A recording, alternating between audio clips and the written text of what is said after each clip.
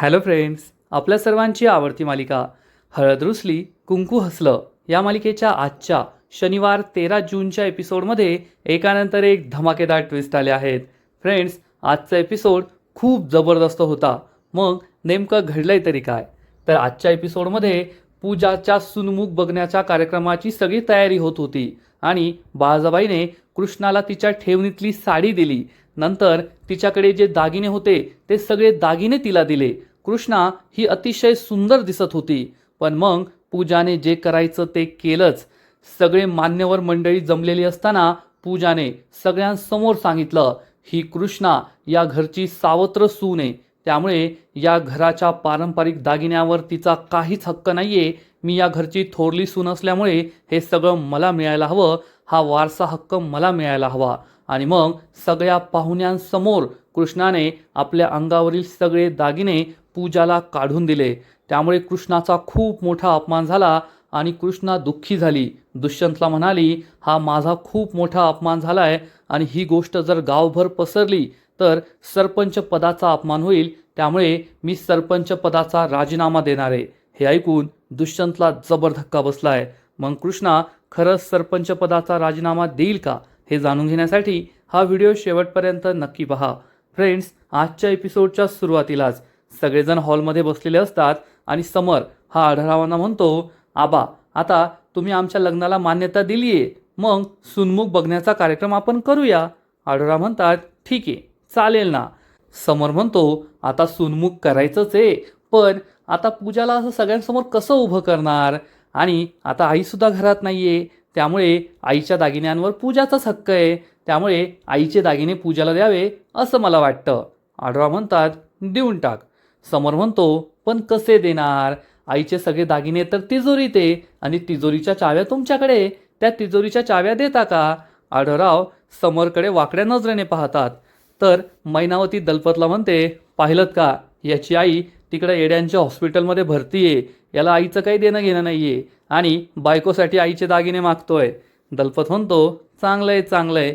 आढळराव काहीच विचार न करता आपल्या खिशातून तिजोरीच्या चाव्या बाहेर काढतात. कृष्णा आणि बाळजाबाईला धक्का बसतो. आढळराव प्रत्येक गोष्टीसाठी का होकार देत आहे, आणि आढळराव आपल्या खिशातून चाव्या काढतात, तिजोरीच्या हातात पकडतात. तर समोर म्हणतो, नाही नाही नाही नाही, मला कशाला देताय, या चाव्यांवर सुद्धा पूजाचाच हक्क आहे, तिच्या हातात द्या. पूजा खूप खुश होऊन आपला हात पुढे करते, तर आढळराव तिच्या हातात चाव्या न देत्या टेबलवर फेकून देतात. त्यामुळे पूजाला खूप राग येतो. समरसुद्धा चिडतो. पूजा ही रागारागाने आढळरावांकडे पाहते, पण आढळराव तिच्या नजरेला नजरसुद्धा देत नाही, आपला पेपर वाचत बसतात. समर म्हणतो, घे पूजा घे, तुझाच हक्क आहे. पूजा चिडून या चाव्या हातात घेते आणि म्हणते, थँक्यू फादर इन लॉ. त्यांना डोळे दाखवते आणि उठून उभी राहते. कृष्णाला म्हणते, कृष्णा मग माझी ब्लॅक कॉफी ना माझ्या रूममध्येच घेऊन ये, आणि आज घरात सुनमुखाचा कार्यक्रम आहे, बाहेरची खूप लोक येतील, त्या सगळ्यांची आवभगत चांगली व्हायला पाहिजे. घरातील नोकरांकडून सगळी कामं करून घे. कसं आहे ना, घरातील नोकरांना तू त्यांच्यातलीच वाटते, म्हणून सगळी जबाबदारी तुलाच घ्यावी लागेल, कोणतीही चूक होता कामा नये. आणि कृष्णा ही घरची नोकर असल्याप्रमाणे तिच्यासमोर नजर खाली झुकवते, हो म्हणते. पूजा तिला चांगलाच माज दाखवते, तेथून निघून जाते. घरातील सगळ्यांना वाईट वाटलेलं असतं की कृष्णा एवढं का सहन करते, पण कृष्णा डोळ्यात पाणी आणून म्हणते, आबा तुम्ही टेन्शन घेऊ नका बरं का, सुनमुखाचा सगळा कार्यक्रम व्यवस्थित पार पडेल, मी सगळं व्यवस्थित पार पाडेल. आढळराव तिला डोळे दाखवतात, काहीच बोलत नाही. कृष्णा म्हणते, मी तिची कॉफी बनवते आणि तुमच्यासाठी सुद्धा बिनसाखरेचा चहा बनवते. असं म्हणून कृष्णा निघून जाते, पण बाळजाबाई तिच्याकडे प्रेमाने पाहत असते. हे कृष्णा खरंच किती सहनशील आहे, किती सहन करते, हे पाहून बाळजाबाईला सुद्धा आश्चर्य वाटतं. आणि इकडे भक्ती झोपलेली असते, तर सावित्री तिच्या तोंडावर पाणी मारते आणि तिला झोपेतून उठवते. भक्ती दचकून जागी होते आणि विचारते, आय हे काय केलंस तू? तर सावित्री चिडून म्हणते, अगं तुला काही लाज लज्जा आहे की नाही, तू करती मज्जा आणि गावालाच वाटती लाज लज्जा, तुला मी रस्त्यावर झोपवलं तर रस्त्यावर झोपशील तू. भक्ती चिडून म्हणते, आय काय पण बोलू नको, तुझ्या पोटची लेक आहे ना मी, आणि माझ्याशी अशी वागतेस का? सावित्री चिडून विचारते, तू आणि माझ्या पोटची लेक? मला तर नाही वाटत, कारण मी तुला जो रस्ता दाखवते त्या रस्त्यावर तू कधीच नाही चालत, त्यामुळे मी तुला काय माझ्या पोटची लेक मानत नाही. चल एक काम कर, आत्ताच्या आत्ता अंगण झाडून काढ. आणि हो, अंगण झाडण्याच्या आधी मला चहा बनवून दे, खूप तल्लप लागली आहे मला. चल उठ लवकर. भक्तीला खूप राग येतो. भक्ती सावित्रीकडे रागारागाने पाहते. सावित्री विचारते, माझ्या तोंडाला काय काही लागलंय का? काय पाहतेस? चल आवर लवकर. भक्ती दुःखी होऊन तेथून निघून जाते. सावित्रीने ठरवलेलं असतं की आता सून तर नाही तर स्वतःच्या मुलीला सासूरवास करायचा, तिलाच त्रास द्यायचा. दुसरीकडे कृष्णा ही खरंच एखाद्या नोकरासारखी घरात राबत असते. घरातील जिने पुसत असते. माधव काकांना ही कामं ती कामं करायला सांगते. म्हणजे माधव काकांपेक्षा तीच जास्त कामं करत असते. कृष्णा दलपत आणि मैनावतीला म्हणते, तुम्ही दोघं उठता का, मला इथे साफसफाई करायची आहे. तर मैनावती मोबाईल वापरत बसलेली असते निवांत. तरी विचारते, मी उठायचंय का? कृष्णा म्हणते, हो साफसफाई करायची मग उठावंच लागेल ना. हे दोघे उठून बाजूला उभे राहतात. कृष्णा साफसफाई करत असते आणि मैनावती दलपतला म्हणते, अहो पाहिलं का, जेव्हापासून ती पूजा घरात आली आहे ना, कृष्णाला चांगलंच कामाला झुपलंय. दलपत म्हणतो, चांगलं आहे ना मग, तुला काय वाईट वाटतंय? कृष्णा नसती ना तर तुला कामाला झुपलं असतं. मैनावती चिडून म्हणते, हो मी करतीये कामं, एक सनकण ठेवून दिली असती तिच्या थोबाडात मला काम सांगितलं असतं तर. मैनावती कृष्णाला विचारते, कृष्णा मला कळत नाहीये, त्या पूजाने कधी तुला लग्नाआधी सुद्धा सख्ख मानलं नाही आणि आता लग्नानंतर सुद्धा सख्ख मानत नाहीये, तरीसुद्धा तिच्या सुनमुखाच्या कार्यक्रमासाठी तू एवढं का राबतीये, एवढी कामं का करतीये? तर कृष्णा म्हणते, कसं आहे ना काकी साहेब, कोणाला काय समजायचं ते समजू द्या, पण हा आपल्या घरातला कार्यक्रम आहे आणि घरात सगळं आनंदाचं वातावरण राहावं यासाठी मी हे सगळं करतीये. तेवढ्यात कृष्णा ही दुष्यंतला कॉल करते आणि म्हणते, दुष्यंत सरकार कोठे आहे तुम्ही? मी तुम्हाला खवा आणायला लावलाय, लवकर खवा घेऊन या. दुष्यंत विचारतो, पण कशासाठी खवा पाहिजे? कृष्णा सांगते, ते तुम्हाला घरी आल्यावर कळेल, तुम्ही लवकर खवा घेऊन या बरं. असं म्हणून कृष्णा फोन कट करते. आणि इकडे पूजाने सावित्रीला कॉल केलेला असतो आणि ती सावित्रीला सांगते की आज माझा सुनमुख बघण्याचा कार्यक्रम आहे. हे ऐकून सावित्रीला खूप आनंद होतो. पूजा सांगते, अजून तरी फक्त सुरुवात आहे, पुढे पुढे पहा काय काय होतं. सावित्री खूप खुश होते आणि म्हणते, पूजे हे तू चांगलं केलं की तू सुनमुखाचा कार्यक्रम करतेयस, पण सगळ्यात आधी त्या अनुसूयाबाईचे सगळे दागिने स्वतःच्या हातात घे, त्यांचा ताबा घे. पूजा म्हणते, अगं आई, तू फक्त सासूबाईंच्या दागिन्यांबद्दल बोलतीये, मी तर त्यांच्या तिजोरीच्या चाव्याच मिळवल्यात. हे ऐकून सावित्रीला खूप आनंद होतो. पूजा म्हणते, आता तर मी फक्त तिजोरीच्या चाव्या मिळवल्यात, आता पहा मी घराच्या मुख्य तिजोरीच्या चाव्या कशा मिळवते ते. हे ऐकून सावित्रीला खूप आनंद होतो. सावित्री म्हणते, आज तर तुझ्या सुनमुख बघण्याच्या कार्यक्रमाला यावंच लागेल. पूजा म्हणते, कार्यक्रमाला ये तू, पण फक्त सुनमुख बघण्याच्या नाही तर कृष्णाच्या अपमान बघण्याच्या कार्यक्रमाला सुद्धा ये. आज त्या कृष्णाचा मी असा अपमान करणार आहे, असा अपमान करणार आहे ना, की गावात तिला तोंड दाखवायला कुठे जागाच राहणार नाही. हे ऐकून सावित्री खूप खुश होते आणि पूजाचा मास्टर प्लॅन तयार झालेला असतो. इकडे आढळराव हे अंगणात पेपर वाचत बसलेले असतात. तेवढ्या समर तेथे येतो, त्यांच्या शेजारी येऊन बसतो आणि म्हणतो, आबा वातावरण खूपच वेगळं झालंय ना? आढळराव म्हणतात, होय होय. समर म्हणतो, पाऊस पडेल असं वाटतंय. आढळराव म्हणतात, पडेल ना. तर समर म्हणतो, हो हो पाऊस तर पडायलाच पाहिजे. आणि कृष्णा घरात सगळी चांगली तयारी करते बरं का, सुनमुखाची तयारी एकदम जोमात सुरू आहे. आढळराव म्हणतात, आता कृष्णाने जबाबदारी घेतली आहे ना, मग काही संशयच नाही आहे की कार्यक्रम चांगला पार पडेल. समर म्हणतो, ते तर आहेच, कृष्णाकडे काम दिलं की कामच चांगलीच होतात. आढळराव विचारतात, अजून काय बोलायचं होतं की एवढंच बोलायचं आहे? समर म्हणतो, आबा एक महत्त्वाचं बोलायचं होतं. तुम्ही आमच्या लग्नाला परवानगी दिली ना, त्यासाठी खूप खूप थँक्यू. तुम्ही आईचे दागिने द्यायला सुद्धा परवानगी दिली, तिजोरीची चावी दिली, हे सगळं पाहून मला खूप छान वाटलं. आढळराव म्हणतात, कसं आहे ना पोरा, पोराच्या सुखातच बापाचं सुख असतं. आता तू आम्हाला न सांगता, आम्हाला विश्वासात न घेता एवढा मोठा निर्णय घेतला, लग्न करून आला, मग आमच्याकडे दुसरा कोणता पर्यायच नव्हता ना, आम्हाला लग्नाला मान्यता द्यावीच लागली. समर विचारतो, आबा तुम्ही आता खूप गोडगोड बोलताय, पण तुमच्या मनात पूजाबद्दल राग आहे हे मला माहिती आहे. तर आढळराव उत्तर देतात, होता, पूजाबद्दल राग होता, खूप जास्त राग होता, पण जेव्हा तू पूजाशी लग्न करून घेऊन आला आणि ती माझी सून बनली ना, तेव्हा तो राग संपला. आता माझ्या मनात तिच्याबद्दल काहीच नाही आहे, रागही नाही आहे, प्रेम आपुलकीसुद्धा नाही आहे.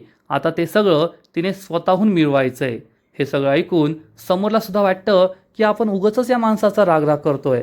समर म्हणतो, आबा तुम्ही टेन्शन घेऊ नका. माझा पूजावर पूर्ण विश्वास आहे. ती तुमच्या मनात प्रेम आपुलकी नक्कीच निर्माण करेल. आढळराव हे समरला समजावून सांगतात. समर, तुला जरी तू माझ्यापासून दूरचा वाटत असशील ना, तरी तू माझ्या खूप जवळचा आहे. जेवढा माझा जीव दुष्यंतवर आहे ना, तेवढाच तुझ्यावर सुद्धा आहे. त्यामुळेच मी तुझ्या लग्नाला परवानगी दिली. तुझ्या आईने जे काही केलं ते चुकीचं केलं. मी तिला तर गमावलंय, पण मला आता तुला गमवायचं नाहीये. तुला स्वतःपासून दूर करायचं नाहीये, म्हणून मी हे सगळं सहन करतोय, एवढं लक्षात ठेव. समर खूप इमोशनल होतो. काय बोलावं हे त्याला कळतच नाही. आपल्या सगळ्यांना माहिती आहे की समरचा आढळरावांवर राग आहे, पण आढळराव आपल्यासाठी जे काही करताय ते सुद्धा समोरच्या लक्षात येत आहे की खरंच ते आपली काळजी करताय, आपल्यासाठी हे सगळं सहन करताय. पण समर काहीच बोलत नाही आणि तेथून निघून जातो. इकडे कृष्णाची जय्यत तयारी सुरू असते. ती माधव काकांना सांगते, फुलं मिठाया या सगळ्यांची ऑर्डर दिली आहे, मार्केटमधून घेऊन या. माधव काका निघून जातात आणि कृष्णा ही गुलाबजामुनचं पीठ भिजवत असते. तेवढ्यात दुष्यंत घरी येतो आणि कृष्णाला खवा देतो. कृष्णा विचारते, काय दुष्यंत सरकार, किती वेळ लावला? खवा आणायला एवढा वेळ लागतो का? दुष्यंत म्हणतो, अगं तूच म्हणाली ना ताजा खवा हवाय, त्यामुळे दूर जावं लागलं. पण खवा कशाला हवाय? कृष्णा सांगते, अहो आज ते पूजाचा सुन्मुखाचा कार्यक्रम आहे ना, तर त्यासाठी गुलाबजामुन बनवायचे, म्हणून खवा पाहिजे होता. हे ऐकून दुष्यंतला खूप राग येतो. दुष्यंत चिडून म्हणतो, कृष्णा तू इम्पॉसिबल आहे. त्या पूजाच्या सुन्मुखाच्या कार्यक्रमासाठी तू एवढी तयारी करतीये.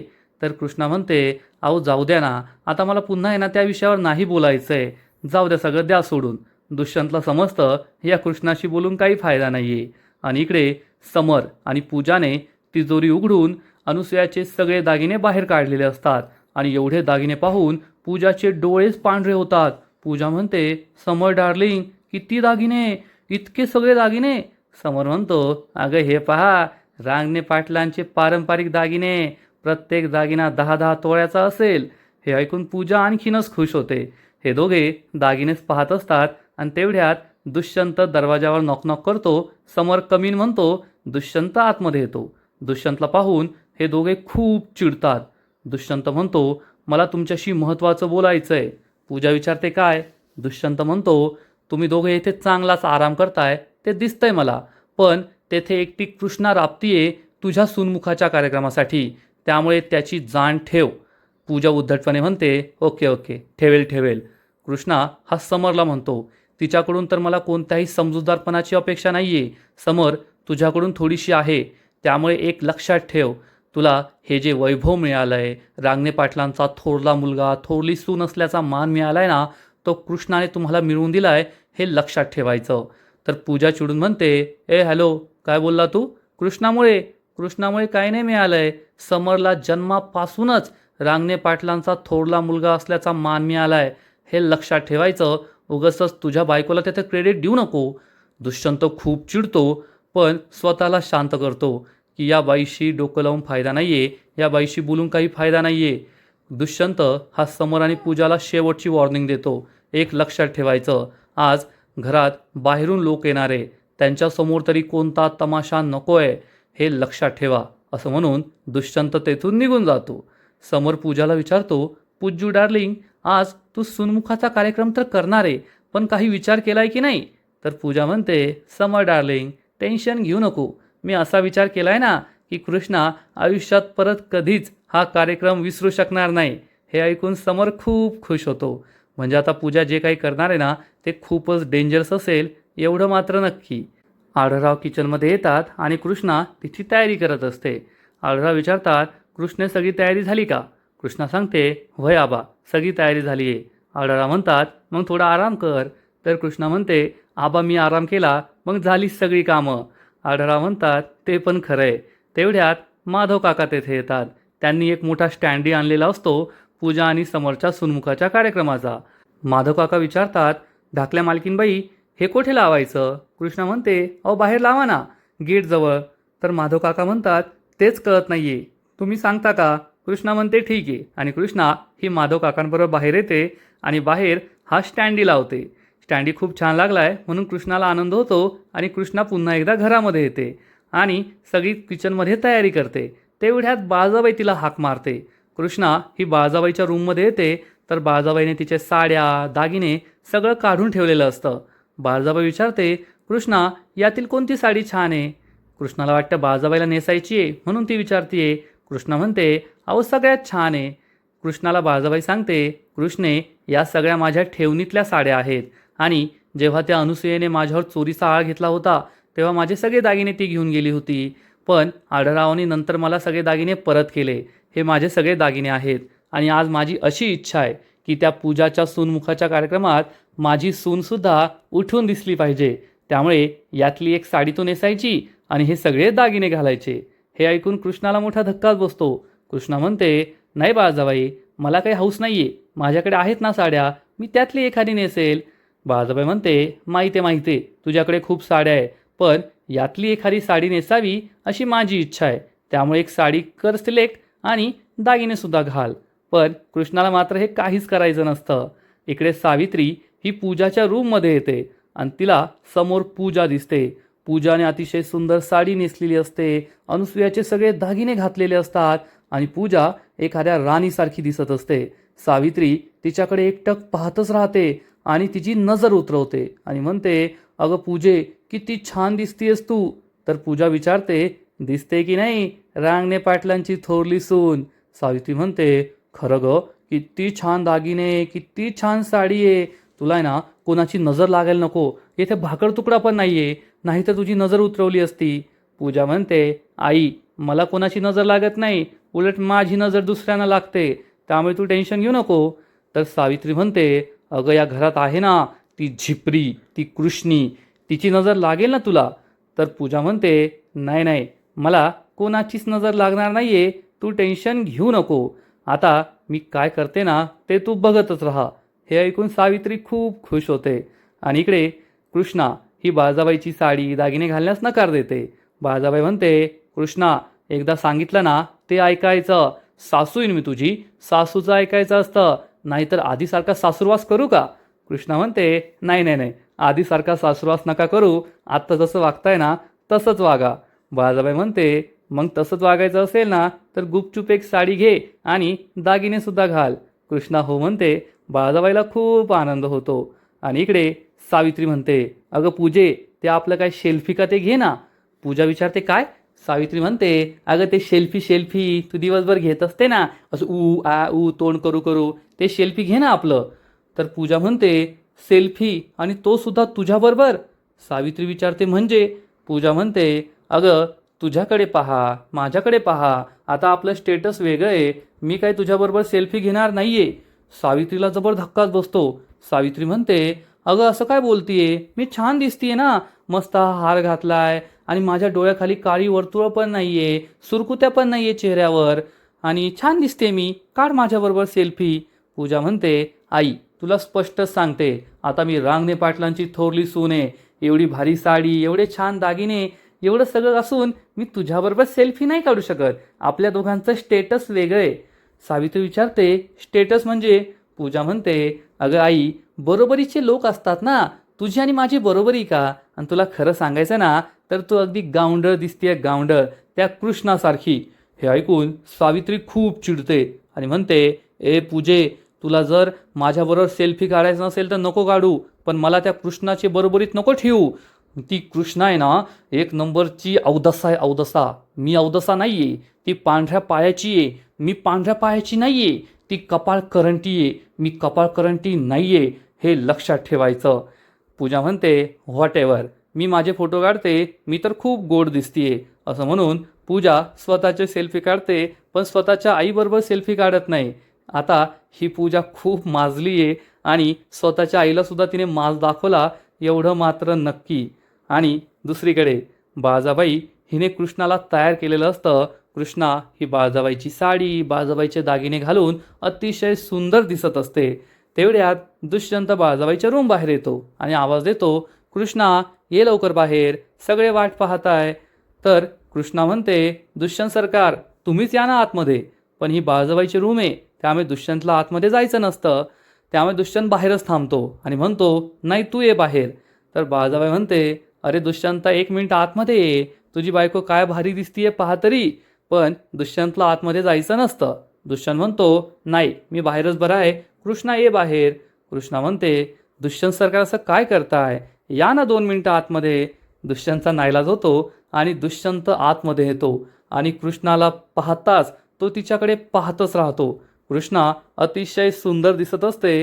कृष्णाने छान साडी नेसलेली असते आणि बाळजाबाईचे सगळे दागिने घातलेले असतात. दुष्यंत तिच्याकडे एकटक पाहतच राहतो. बाळजाबाई आणि कृष्णाला समजतं की दुष्यंतला कृष्णाचा हा लूक खूप आवडलाय. कृष्णा विचारते, कशी दिसते मी. दुष्यंत म्हणतो, छान, खूप छान दिसतीये. कृष्णा विचारते, फक्त छानच दिसतीये का. दुष्यंत म्हणतो, नाही नाही, अतिशय सुंदर दिसतीये, खूप सुंदर दिसतीये. कृष्णाला आनंद होतो, ती लाजते. बाळजाबाई सुद्धा खुश होते. दुष्यंत म्हणतो, खरंच खूप सुंदर दिसतीये. कृष्णा सांगते, ही बाळजाबाईची साडी आहे आणि सगळे बाळजाबाईचेच दागिने आहेत, त्यांनीच मला दिलेत. हे ऐकून दुष्यंतला खूप राग येतो. दुष्यंत म्हणतो, ठीक आहे मी बाहेर, असं म्हणून दुष्यंत निघून जातो. बाळजाबाई आणि कृष्णाला वाईट वाटतं की दुष्यंतने बाळजाबाईचं काहीच कौतुक केलं नाही. बाळजाबाईच्या डोळ्यात पाणी येतं. कृष्णा ही बाळजाबाईला सावरते आणि म्हणते, बाळजाबाई, सगळं ठीक व्हायला वेळ लागेल, तुम्ही सुधारलात हे मला कळून चुकलंय. दुष्यंत सरकारांना सुद्धा ते माहिती आहे, पण त्यांच्या मनातील राग अजून कमी झालेला नाहीये. आज ना उद्या त्यांच्या मनातील राग नक्की कमी होईल, माझा पूर्ण विश्वास आहे. बाळजाबाई म्हणते, तुझा विश्वास आहे ना, मग माझा तुझ्यावर विश्वास आहे. एक ना एक दिवस माझा लेख माझ्याकडे परत येईल, हे मला माहिती आहे. कृष्णा म्हणते, बाळजाबाई तुम्ही टेन्शन घेऊ नका, सगळं काही ठीक होईल. बाळजाबाई म्हणते, आरशात पहा, माझी सून किती गोड दिसतीये, आज माझ्या सुनेच्या समोर सगळे पाणी भरतील. हे ऐकून कृष्णाला सुद्धा आनंद होतो आणि आजचा एपिसोड येथेच संपतो.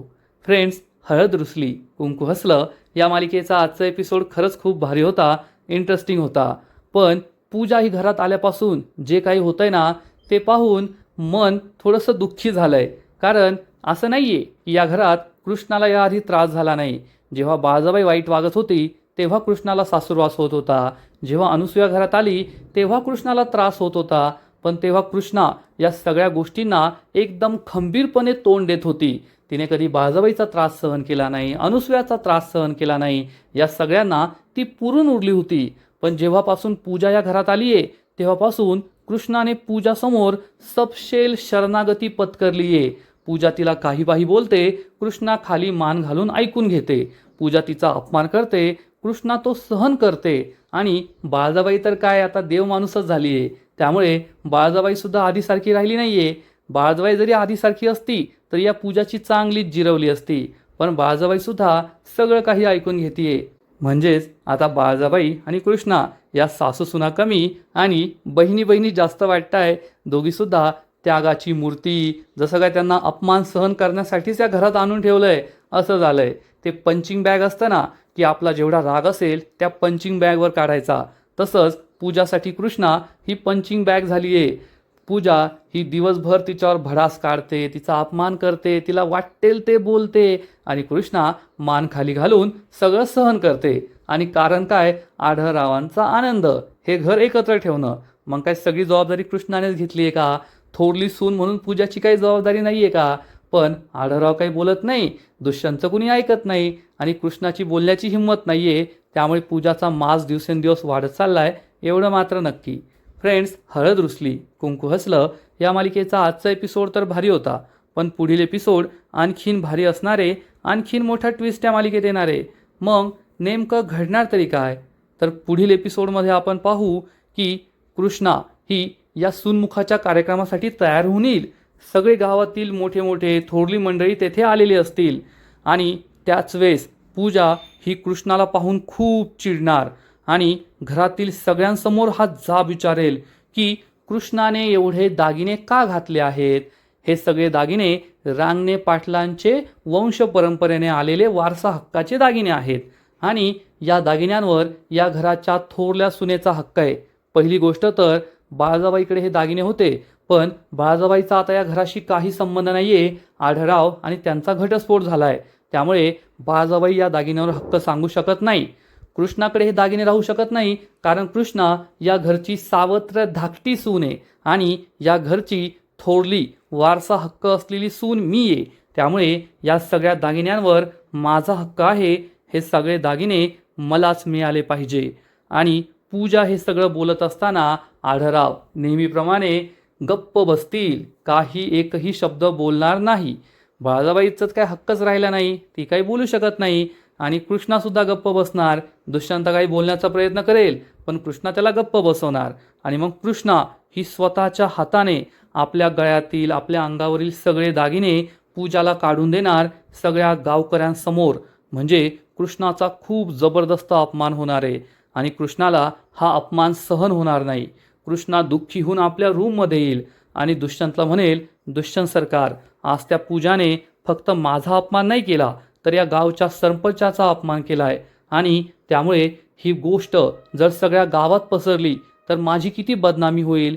त्यामुळे गावाच्या सरपंच पदाचा अपमान होईल. सरपंचाची बदनामी म्हणजे गावाची बदनामी. त्यामुळे मी असं ठरवलं आहे की आता मी या गावची सरपंच नाही राहणार. हे ऐकून दुष्यंतला मोठा धक्काच बसणार. दुष्यंत विचारेल, कृष्णा हे काय बोलतेस तू? कृष्णा म्हणेल, हो दुष्यंत सरकार, मी गावच्या सरपंच पदाचा राजीनामा द्यायचं ठरवलंय. आता मी गावची सरपंच नाही राहणार. हे ऐकून दुष्यंतला जबर धक्काच बसेल. दुष्यंत कृष्णाला जाब विचारणार, कृष्णा हे काय बोलतेस तू? गावातील लोकांनी तुला या गावचं सरपंच बनवलं. ते तुझ्या घरात तुझा अपमान होतोय नाही होतोय हे पाहून घेण्यासाठी नाही, तर त्यांनी एक आशा ठेवली होती की कृष्णा या गावची सरपंच बनेल तर आमचं आयुष्य बदलणार, आमच्या मुलांचं भविष्य बदलणार. कृष्णा या गावची सरपंच बनेल तर गावातील भ्रष्टाचार थांबेल, गावातील शेतकऱ्यांच्या आत्महत्या थांबतील, गावातील जी चुकीची कामं होत आहे ती सगळी कामं थांबतील. आणि तू फक्त त्या पूजाने तुझा अपमान केला म्हणून गावचं सरपंच सोडतीये. याचा अर्थ तुला या गावापेक्षा, या गावातील लोकांपेक्षा पूजा जास्त महत्त्वाची आहे. पूजाचं तुझ्या आयुष्यातलं स्थान हे सगळ्यात महत्त्वाचं आहे. काल तर तुम्हाला म्हणत होतीस ना की पूजा माझा अपमान करण्यासाठीच या घरात आली आहे, त्यामुळे तिच्याकडे दुर्लक्ष करायचं. ती जे काही बोलली ते एका कानाने ऐकायचं आणि एका कानाने सोडून द्यायचं. मग तू पूजाचं वागणं, तिचं बोलणं इतकं मनावर का घेतेयस? आणि तुझ्यासाठी हे गाव, हे गावकरी महत्त्वाचे आहेत, ज्यांनी तुला इतक्या विश्वासाने निवडून दिलं, तुला गावचं सरपंच बनवलं. ते तुझ्याकडे आशेने पाहताय की तू त्यांचं नशीब, त्यांच्या मुलांचं नशीब बदलणार. आणि फक्त तू त्या पूजाच्या अपमानामुळे या गावचं सरपंचपद सोडत असशील तर हे खूप चुकीचं आहे. दुष्यंतच्या या समजावण्यामुळे कृष्णाला ही गोष्ट समजणार का? कृष्णा आपला निर्णय बदलणार की खरंच गावच्या सरपंचपदाचा राजीनामा देणार? हे सगळं पाहणं खूप इंटरेस्टिंग आहे. तर फ्रेंड्स, तुम्हाला सुद्धा हळद रुसली कुंकू हसलं ही मालिका आवडते का? नक्कीच कमेंट करून सांगा. आणि या मालिकेचे असेच नवीन नवीन एपिसोड, नवीन नवीन अपडेट सर्वात आधी पाहण्यासाठी व्हिडिओला लाईक करा, शेअर करा, चॅनलला सबस्क्राईब करून बेल आयकॉनवर क्लिक करा. म्हणजे या मालिकेचे नवीन नवीन एपिसोड तुम्हाला सर्वात आधी पाहायला मिळतील. खूप खूप खूप धन्यवाद.